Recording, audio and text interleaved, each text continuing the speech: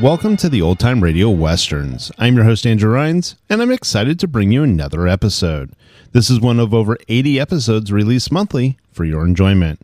You can find more Western shows at our website by going to OTRwesterns.com. Now, let's get into this episode.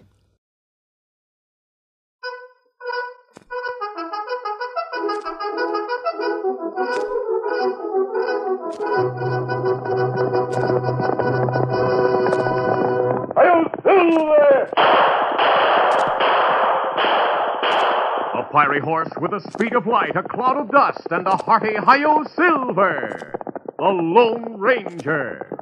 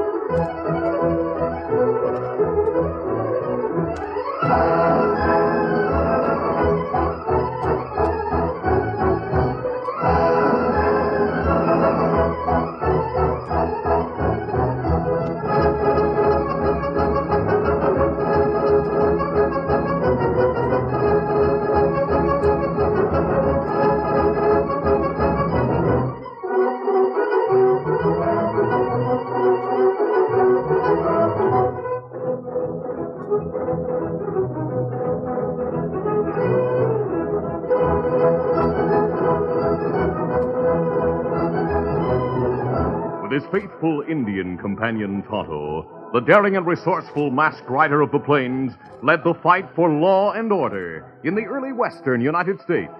Nowhere in the pages of history can one find a greater champion of justice. Return with us now to those thrilling days of yesteryear. From out of the past come the thundering hoofbeats of the great horse Silver. The Lone Ranger rides again. Silver, let's go, big fella. I'll Silver!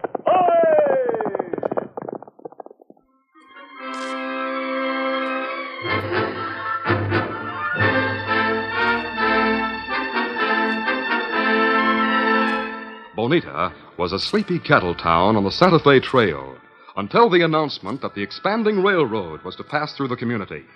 This news brought a sudden burst of activity. Get out there, boys! Come on! Each day brought newcomers to Bonita. Men came with money to invest, and crooks came to take advantage of boomtown conditions. There was neither law nor order in Bonita.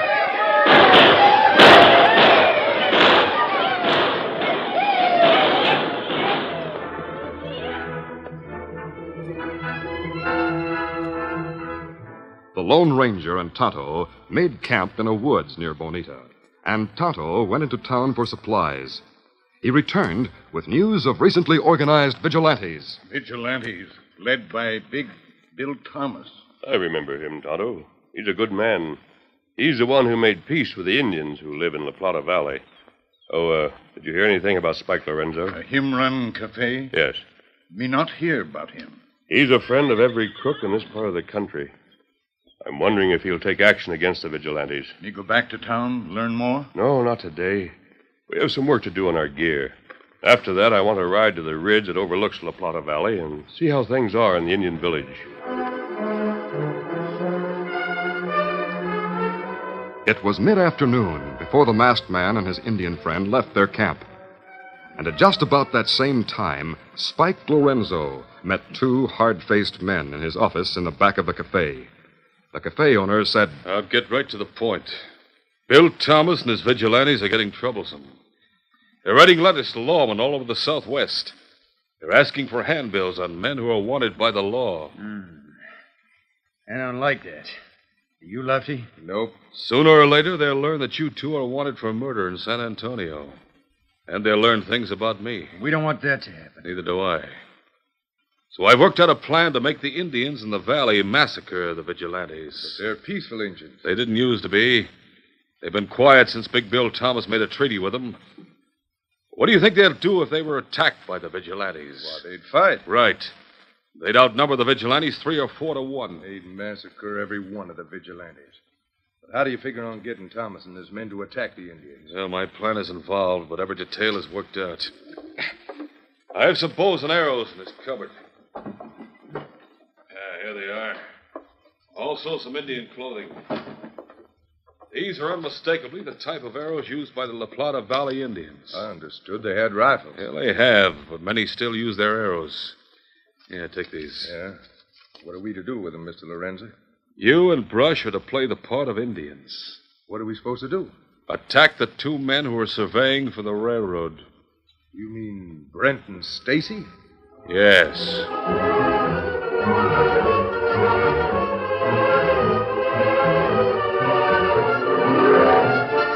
The Lone Ranger and Tonto spent a long time on a ridge that overlooked the Indian village. While remaining out of sight, they used binoculars to study the Indians and were gratified to see that all activities were peaceful and domestic. At sunset, the masked man said, I've seen enough, Tonto. There should be no further trouble from those Indians. They're no trouble. Let's white men start it. That's unlikely. Steady, Silver. Now we go back to camp? Yes, Tonto. Easy, steady. Easy, big Scout, fella. easy, fella. Come on, Silver. Get him up, Scout. As the Lone Ranger and Tonto started down the slope to return to their camp near town, the railroad surveyors finished their day's work a couple of miles nearer to Bonita. They guided their rented horses along the stage trail without the slightest suspicion that 2 men disguised as Indians and armed with short, powerful bows and iron-tipped arrows were waiting in ambush. Lefty and Brush, both of whom knew how to use the Indian weapons, waited behind a boulder until the railroad men were close. Then they stepped into view. Now. Hey, what's this? Got him.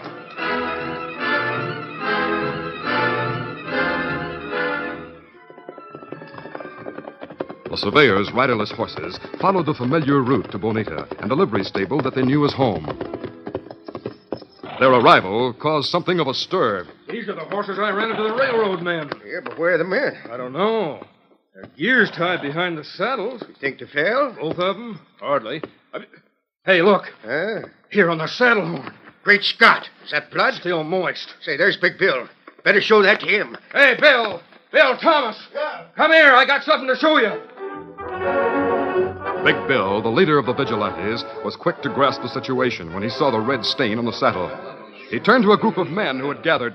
Joe, you take 3 or 4 men and ride along the trail till you find the surveyors. Take extra horses in case they're able to ride. Right. What if they're hurt too bad to ride? I'll be along as soon as I hit your team to my buckboard. Pete, you find the doctor. All right. Tell him to meet me at my house with his kit. Yep. I'll take him with me. Hurry up.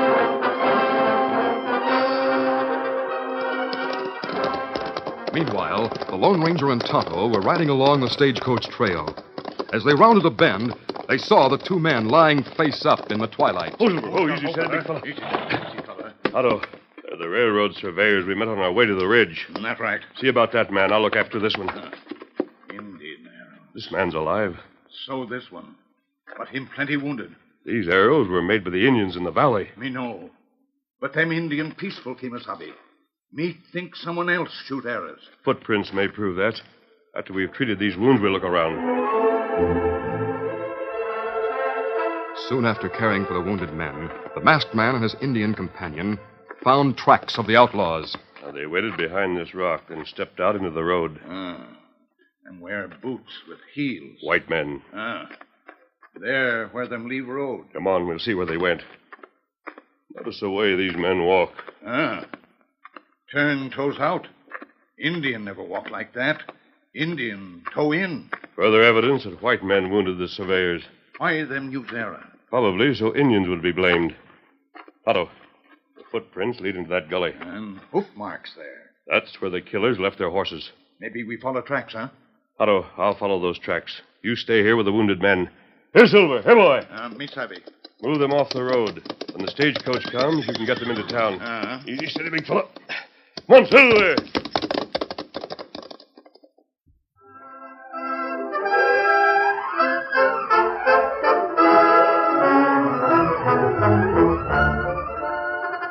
The curtain falls on the first act of our Lone Ranger adventure. Before the next exciting scenes, please permit us to pause for just a few moments.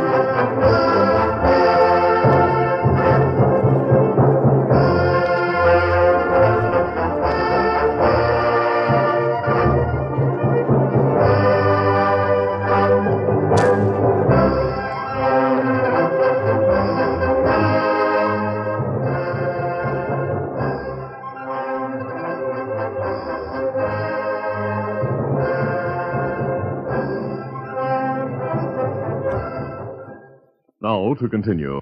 Knowing that darkness would soon close in, the Lone Ranger traveled as fast as possible. As he followed the clearly defined tracks, he observed that the killers traveled due north from the stagecoach trail, then rode in a wide semicircle to approach Bonita from the south.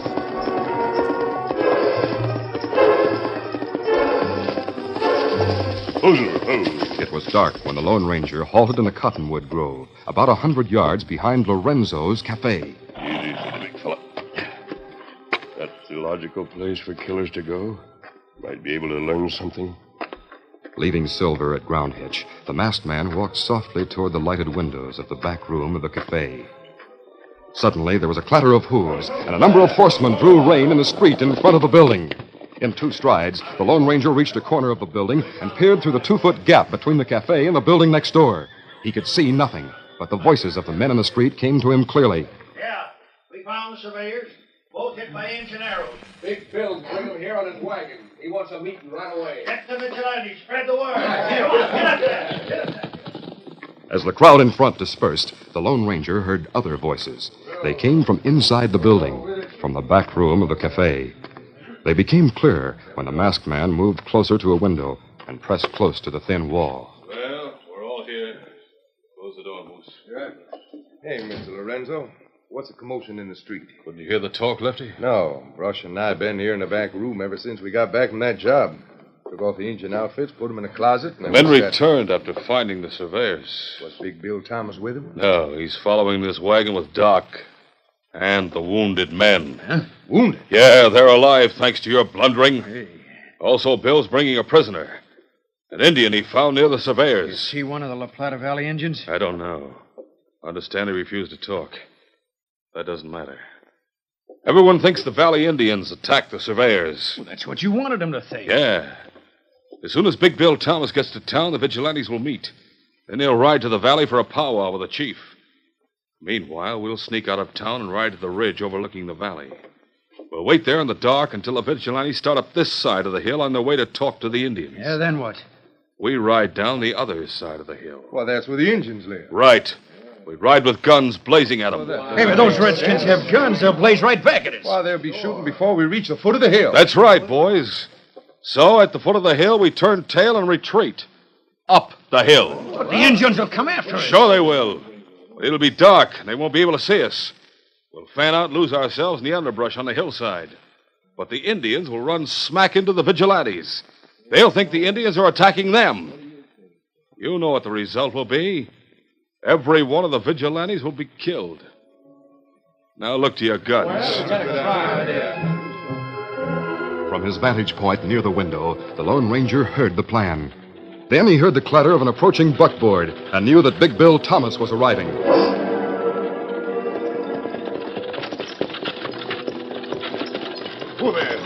Big Bill halted his team behind the doctor's office. The doctor was with him, and so was Tonto, whose hands were tied behind his back. Tonto's horse was tied behind the wagon. All right, Injun, step down. I noticed a lot of horses down the road in front of your house, Bill. Looks like your vigilantes are there waiting for your meeting. Yeah, I want to get there with this Injun as soon as possible. We'll question him before we start for the valley. Can you manage the injured men if I leave a wagon here? Yes, take your prisoner and go ahead. Good. Injun, you walk ahead of me. And remember, I'm holding a gun on you. Just a minute. Steady, Bill. Don't swing that gun toward me. He's masked. You... Kimasabi. Just drop it. A new crook in town. Yes, Shep. I've dropped my gun. Thanks. You needn't raise your hands, Bill. I'm no crook. I'm on your side, and so is Tonto. Tonto? The man you captured. Tonto, turn so your wrists are near my left hand. I have a knife. Bill, you and Doc stand still and listen to me. I have a lot to tell about the attack on the men in your wagon. What do you know about it? I know who shot them and why. Tonto and I found them on the trail and dressed their wounds. I left Tonto with them. There, your hands are free, Tonto. Where's your gun? In wagon. Me get it. Indians ambushed those men? No, Bill. It was the work of white men. Me try to tell them, Kimasabi, but them not listen. Bill, come to think of it, the Indian did try to explain something. Everyone started asking him questions, and charging him with the shooting. So we shut up and refused to talk. Say, mister, have we met before? Yes, Bill. There's something familiar about you. Maybe my voice. It was while you were worried about a peace pact with the Indians. I met you on the trail and made a few minor suggestions. Say, that's it. And you gave me a silver bullet. I'm glad you remember. I still have it. Say, Doc, this is the Lone Ranger. Yeah, I guessed that when you mentioned the silver bullet. You have a lot to tell me? Yes, Bill. We found the tracks of two men. In the darkness behind the doctor's office, the Lone Ranger told what he knew about the ambush and about Lorenzo's plan. Then Big Bill said, I'll get the vigilantes and we'll arrest Brush and Lefty. I'd like to submit a suggestion for turning the tables on the whole gang. That's it. Those men will wait in hiding on the ridge. They'll not attack the Indians until they see you and your men ride along the trail and start up the western slope. Well? Don't let them see you. Stay off the trail and out of sight behind rocks and brushwood until you reach the foot of the slope. Wait there. Then what? Meanwhile, Tonto and I'll enter the valley from the north. We'll open fire to arouse the Indians. Then we'll ride up the hillside with the Indians in pursuit, just as Lorenzo's men plan to do. While we're waiting at the bottom of the hill on the opposite side. Yes. Well, how you and Tonto escape? We'll take care of ourselves. When the crooks on the ridge see the Redskins coming, they'll have to fight around. They can't fight such odds. They'll try to escape by riding down the hill. You and your men cut them off. Capture them and hold them. Soon you'll have handbills showing that every one of those men is wanted for a major crime. Meanwhile, they'll be in jail. All right, let's try your plan.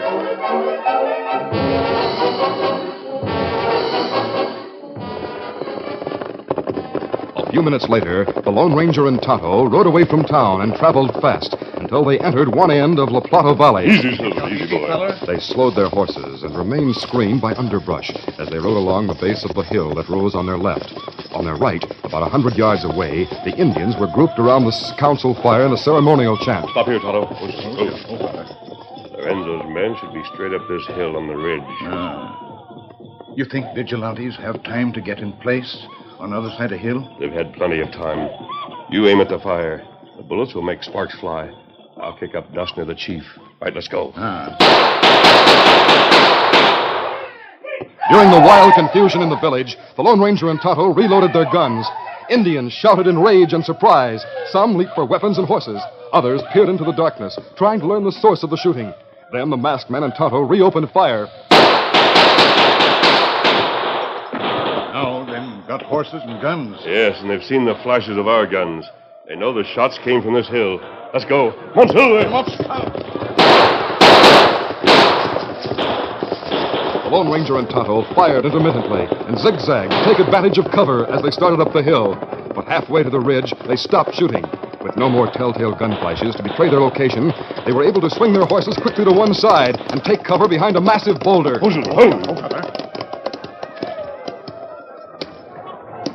The Indians on their horses thundered past.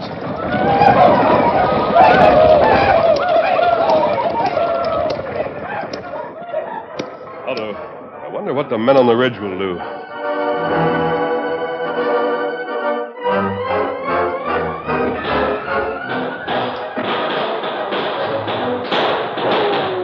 On the ridge, Lorenzo and his men were startled and confused. The dark hillside was studded with flashes of gunfire, and the air was filled with war cries, the sound of exploding powder, and the thunder of horses' hooves. I see them. They're close enough. I see them. They're coming straight at us. How can they know we're here? I don't know. Someone fired from the foot of the hill. That's what started them. Well, they're sure to find us when they get close. I'll show those critters. Why, you fool! Your shots gave us away. Now we're in port. I'm getting out. So am I. I'm heading west. Come on, here. Come on.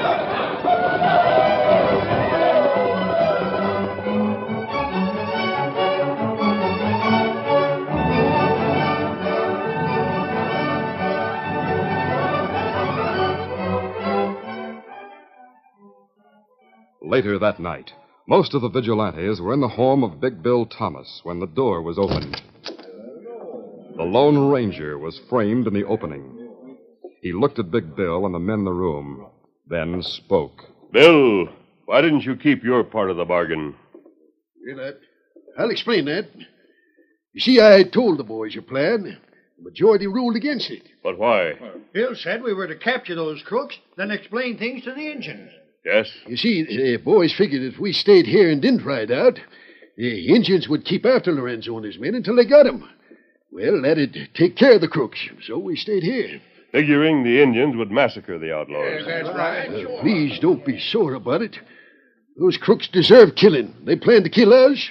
Did the Redskins kill them all? No, none of them were killed. None of them were killed. Those Indians are not savage murderers. They wanted to know why they were fired at, so they captured Lorenzo and his men. They were bandaging the wounded when Todd and I caught up to them. Captured them instead of... The Indians are holding their prisoners. Well, of all... When you receive handbills showing where those crooks are wanted, call on the chief and he'll surrender them to you. Those Indians copying our way of doing things. Yes. See that you set them a good example from now on. Gosh, boys, I feel sort of mean. Yeah. We shouldn't have left Lorenzo's men to be massacred. I reckon the Indians have taught us a lesson, boys. Yep, the Indians and the Lone Ranger.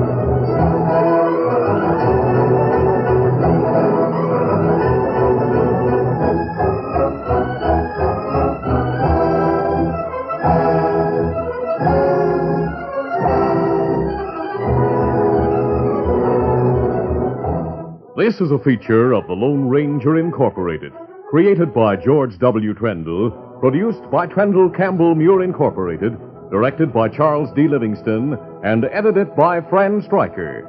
The part of the Lone Ranger is played by Brace Beemer.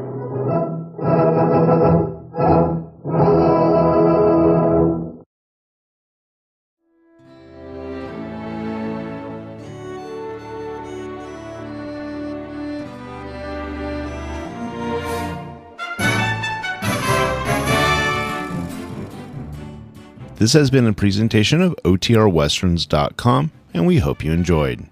Please take some time to like and rate this episode within your favorite podcast application. Follow us on Facebook by going to OTRWesterns.com/Facebook, and subscribe to our YouTube channel by going to OTRWesterns.com/YouTube. Become one of our ranch hands and unlock some exclusive content. We want to thank our most recent ranch hands, Steve, who joined us recently. You too can join by going to OTRWesterns.com/donate. Send us an email, podcast@OTRWesterns.com, and you can call and leave us a voicemail, 707-986-8739. This episode is copyrighted under the attribution non-commercial share-alike copyright. For more information, go to OTRWesterns.com/copyright. Have a great day, and thanks for listening.